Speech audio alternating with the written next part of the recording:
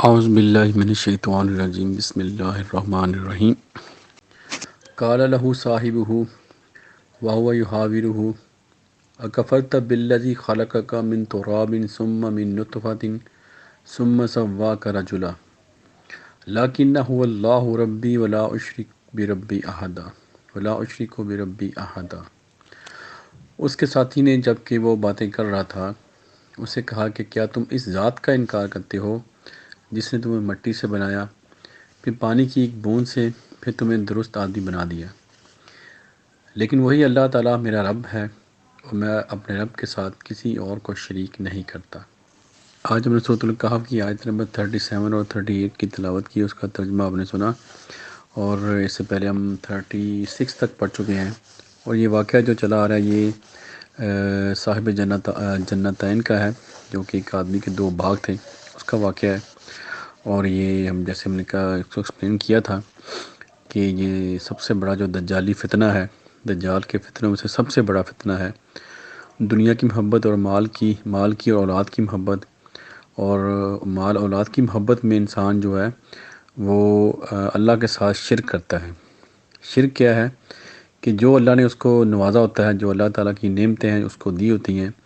اس کو وہ اپنی طرف منسوب کرتا ہے، اور اس طرح وہ اپنے نفس کو، اپنے آپ کو اللہ کے ساتھ شریک کرتا ہے۔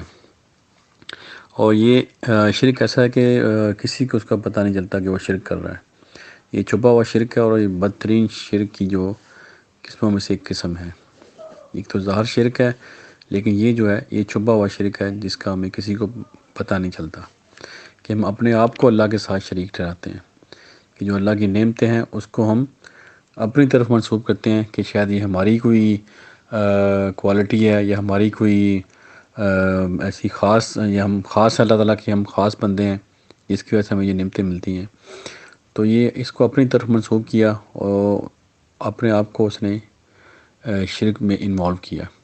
تو یہ واقعہ چلا آ رہا ہے، اور یہ اللہ تعالیٰ نے ایک مثال سے سمجھایا ہے۔ اور یہ جو آپ کو پوری دنیا میں بھی یہ جو مال کی محبت ہے اور اولاد کی محبت ہے، یہ سب سے بڑا فتنہ ہے کہ یہ دونوں کی محبت میں انسان جو ہے اکثر گناہوں میں مبتلا ہو جاتا ہے اور غلط کام کر بیٹھتا ہے، اور حتیٰ کہ وہ اللہ کے ساتھ شرک بھی کر بیٹھتا ہے اپنے آپ کو شامل کر کے۔ تو یہ شرک ہے۔ اور دوسرا وہ یہ اللہ کا، جبکہ یہ جو شخص تھا جس کے 2 باغ تھے، یہ اللہ کو مانتا تھا۔ پیچھے ہم نے آیتیں پڑھی ہیں کہ وہ اس کو بتا رہا ہے کہ جب میں اللہ کے پاس جاؤں گا تو مجھے اس سے اچھا مصرع ملے گا۔ اس کا مطلب کہ اللہ تعالیٰ کو مانتا تھا، اس کے باوجود اس نے جو ہے نا وہ شرک کیا۔ وہ کسی بت کو نہیں پوجتا تھا، اس نے کسی کا نام نہیں لیا، کسی شخص کا نام نہیں لیا کہ یہ مجھے اس کی وجہ سے ملا ہے۔ وہ اللہ کو مانتا تھا، لیکن اس نے جو شرک کیا یہاں پہ، اس نے اپنے آپ کو اس میں انوالو کیا کہ یہ میری وجہ سے مجھے ملا ہے۔ تو ابھی یہ جو آج جو ہم نے آیتیں پڑھی ہیں، یہ ابھی جو اس کا ساتھی ہے وہ اس کو رپلائی کر رہا ہے۔ تو یہ اللہ تعالیٰ نے جو اگزامپل دی ہے، اس میں ہمیں بتایا جا رہا ہے کہ ایسے جو لوگ آپ کو ملے معاشرے میں، یا ایسے لوگ آپ کو ان کے ساتھ سامنا کرنا پڑے، یا آپ کے ارد گرد ایسے لوگ ہوں، تو ان کو کیسے رپلائی کرنا چاہیے، اور ان کو کیسے ان کی ٹریننگ، ان کو کیسے ٹیچ کرنا چاہیے، اور ان کو کیسے ان کی جو برین واشنگ کرنی چاہیے، ان کو کیسے رپلائی کرنا چاہیے، یعنی کہ ہمارا کیا رویہ ہونا چاہیے اگر ہم ایسے لوگوں کو دیکھیں جو ہمارے ارد گرد ہوں، یا ہمارے حلقہ احباب میں ہوں، یا ہمارے رشتہ داروں میں ہوں، تو ان کو ہم کیسے جو رپلائی کر سکتے ہیں۔ تو یہ اللہ تعالیٰ نے مجھے سکھایا ہے۔ یہ جو اس کا ساتھی ہے اس کو ابھی خطاب کر رہا ہے، اس کو وہ ابھی اسے گفتگو جو اس کی چل رہی ہے اس کو رپلائی کر رہا ہے جو اس کا ساتھی ہے۔ وہ اس کو ہم پڑھتے ہیں، جو آج ہم نے پڑھا ہے اس کو ہم تھوڑا ایکسپلین کرتے ہیں آپ کو کہ ہمارا رویہ کیسے ہونا چاہیے۔ تو آیت نمبر 37 میں وہ جو اس کا ساتھی ہے وہ کہہ رہا ہے کہ تم اس ذات کا انکار کرتے ہو جس نے تمہیں مٹی سے پیدا کیا، یعنی کہ اس کی جو اصلیت ہے، جو اس کی ریئلٹی ہے اس کو بتا رہا ہے۔ جو اس کا ساتھی ہے اس کو بتا رہا ہے کہ اصل جو تمہاری ریئلٹی ہے کہ تم مٹی سے پیدا کیے گئے ہو، تمہارے اندر اتنی بھی نہیں ہے کہ تم خود اپنی مرضی سے پیدا ہو، نہیں، تمہیں مٹی سے پیدا کیا گیا، جو کہ بہت حقیر چیز ہے۔ مٹی سے پیدا کیا گیا، اور پھر پانی سے۔ یہ جو پورا اس کی پیدائش کا پروسیس بتا رہا ہے کہ تمہاری یہ پیدائش ہے، اور تم کیسے اس رب کے ساتھ شرک کر سکتے ہو جس نے ہر چیز کو پیدا کیا؟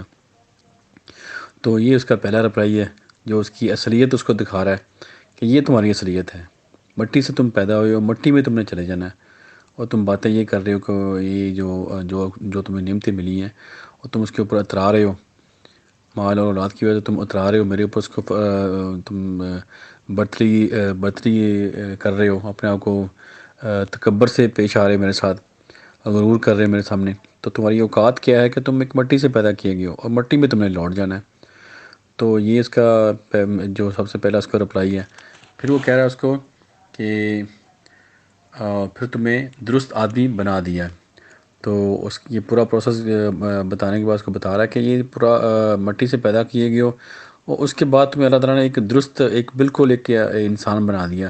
کہ جو تم ڈیسیژن لے رہے ہو، تم جو کام کر رہے ہو، جو تمہارے رشتہ دار بنا دیے، تو یہ سارا کچھ اللہ نے کیا تمہارے لیے۔ تم جو تمہارے ماں باپ ہیں وہ تم نے اپنی مرضی سے چوز تو نہیں کیے، جو تمہاری اولاد ہے وہ تم نے اپنی مرضی سے چوز نہیں کیے، یہ اللہ تعالیٰ نے تمہیں دیے ہیں۔ جو تمہاری ماں باپ ہیں، تمہارے بہن بھائی ہیں، تمہارے بیٹے بیٹیاں، جو بھی تمہارے خاندان، جو تمہارا کنبہ ہے، یہ اللہ تعالیٰ نے تمہیں دیا ہے۔ اللہ تعالیٰ نے تمہیں اپنی مرضی سے کسی کو چوز نہیں کیا۔ تمہاری پیدائش کے ساتھ یہ سارے رشتے جو رشتے تھے یہ سارے موجود تھے۔ تم نے کوئی بھی چیز اپنی مرضی سے نہیں کی، کہیں بھی تمہاری اپنی انوالومنٹ نہیں ہے۔ اور جو تمہارے باغ ہیں اس میں تمہاری کیا انوالومنٹ ہے؟ جو زمین ہے وہ اللہ کی ہے، جو پانی تمہیں مل رہا ہے زمین کے لیے وہ بھی اللہ تعالیٰ کا ہے، جو سورج روشنی دے رہا ہے وہ بھی اللہ تعالیٰ کا ہے۔ یعنی کہ جو کچھ بھی تمہیں چیزیں مل رہی ہیں، جو پھل لے کے آ رہا ہے، جو تمہارے باغ جو پھل دے رہے ہیں وہ بھی تو اللہ تعالیٰ کی قدرت کامرہ سے آ رہے ہیں۔ اللہ تعالیٰ کے جو اللہ تعالیٰ کے جو قوانین ہیں اس کے ذریعے سے تمہیں مل رہے ہیں۔ اس میں تمہارا کیا کمال ہے؟ کوئی بھی نہیں ہے۔ تو یہ اس کو جو اس کی اصلیت دکھا رہا ہے جو اس کا ساتھی ہے، تو یہ اس کا جو رویہ تھا کہ ایک ایسے انسان جو ایسا رویہ رکھیں ان کو کیسے رپلائی کرتے ہیں۔ فرسٹ آف آل تو ان کی جو اصل جو اوقات ہے وہ اس کو بتائی جا رہی ہے، اور پھر جو اس کو بتایا جا رہا ہے کہ جو کچھ تمہارے پاس ہے تم نے خود چوز نہیں کیا، یہ سب کچھ تمہیں اللہ نے دیا ہے، اور اللہ کی یہ نعمتیں ہیں۔ اللہ کا تم اللہ کو اکنالج کرو، اللہ کا شکر ادا کرو۔ تو یہ آیت نمبر 37 میں اس نے اس کو یہ رپلائی تھا، اور آیت نمبر 38 میں اس کو بتا رہے ہیں وہ کہ میں جو وہی اللہ میرا رب ہے، اور میں اپنے رب کے ساتھ کسی کو شریک نہیں کرتا۔ تو یہ آدمی نے تو کوئی شرک نہیں کیا، جو جس کے 2 باغ تھے اس نے کوئی شرک نہیں کیا ظاہراً، لیکن یہاں پہ وہ جو اس کا ساتھی اس کو کہہ رہا ہے کہ تم جو شرک کر رہے ہو میں اس شرک سے انکار کرتا ہوں، اور میں اللہ کے ساتھ کسی کو شریک نہیں ٹھہراتا۔ تو اس آدمی جو شرک کیا، پیچھے ہم نے پڑھا کہ اس نے قیامت کا انکار کیا، اور جو اعمال کے جو رزلٹ ہیں اس کا انکار کیا، کہ وہ کہہ رہا ہے کہ مجھے نہیں لگتا یہ باغ ختم ہوگا، جب کہ اللہ تعالیٰ نے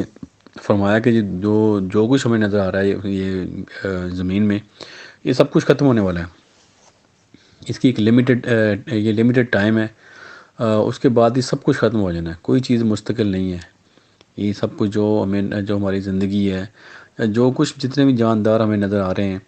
زمین و آسمان کے درمیان، جو کچھ بھی ہے اللہ تعالیٰ کہہ رہے ہیں کہ یہ لمیٹڈ ٹائم کے لیے ہے، اس کو یہ ختم ہونا ہے۔ تو اس کا اس نے انکار کیا، اور پھر وہ اللہ سے اس نے ایسی امیدیں لگائیں کہ جس کا وہ اہل نہیں تھا، ٹھیک ہے نا، ایسے اعمال اس کے نہیں تھے کہ وہ اللہ سے امیدیں لگاتا۔ پہلے ہمیں ڈیزرو کرنا چاہیے، پھر ہمیں اللہ تعالیٰ سے ایسی اللہ کے فضل کی امید پھر ہوگی ہمیں کہ ہم ایسے اعمال بھی تو کریں نا جو نبی پاک نے ہمیں بتائیں، ایسے عمل جو نبی پاک نے ہمیں کر کے دکھایا ہے، وہ ہمیں کوشش تو کرنی چاہیے نا ہماری، کیونکہ ہماری کوشش کو دیکھا جائے گا، نہ کہ ہمارے کہ کتنے زیادہ ہم نے عمل کیے وہ چیز الگ ہے، لیکن جو ہماری کوشش ہے وہ دیکھی جائے گی کہ ہماری کوشش کتنی تھی کسی کام کو سر انجام دینے کے لیے۔ تو یہ اس کو کہہ رہا ہے کہ میرا رب وہ تو اللہ ہے۔ تو یہاں پہ اس نے جو ورڈ اللہ تعالیٰ نے یوز کیا وہ رب بھی ہے، کہ وہ جو مجھے پال رہا ہے، میرے جو جسم کو، اور جو جیسے جو میرا جسم بڑھ رہا ہے، جیسے بچپن سے لے کے جوانی تک، یہ پورا میرا رب نے مجھے یہاں تک لے کے آیا ہے۔ تو یہ اللہ تعالیٰ کا شکر ادا کرتا ہوں میں کہ کہ اللہ تعالیٰ میرا رب ہے۔ تو یہ جو اس نے ابھی 2 آیتوں میں اس نے جو اس کو گفتگو کی ہے یہ رویہ ہونا چاہیے ہمارا، جو بھی ہم معاشرے میں ایسے لوگ دیکھیں ان کے ساتھ ہمارا رویہ ایسا ہونا چاہیے، نہ کہ ایسا ہو کہ ہم اس کے ایسے لوگوں کی جو ہاں میں ہاں ملائیں اور ان کو خوش کرنے کے لیے ان کی جو بھی بات ہو اس کے اوپر ہم ہاں میں ہاں ملائیں۔ یہ بات ٹھیک نہیں ہے۔ اگر ایسے لوگ آپ کو معاشرے میں ملیں تو آپ کو لازم ان کی ٹریننگ کرنی ہے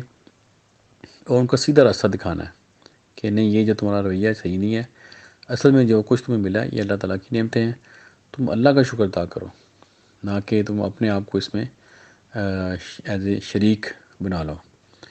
تو اللہ تعالیٰ ہمیں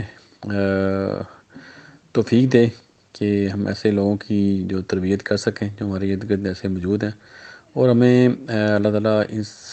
فتنے سے جو مال اور اولاد کا فتنہ ہے اس سے ہمیں حسن طریقے سے کامیابی دیں، اور ان کی محبت میں ہم کوئی ایسا کام نہ کریں جو کہ ہماری جان بعد میں مشکل میں پھنس جائے، اس دنیا میں بھی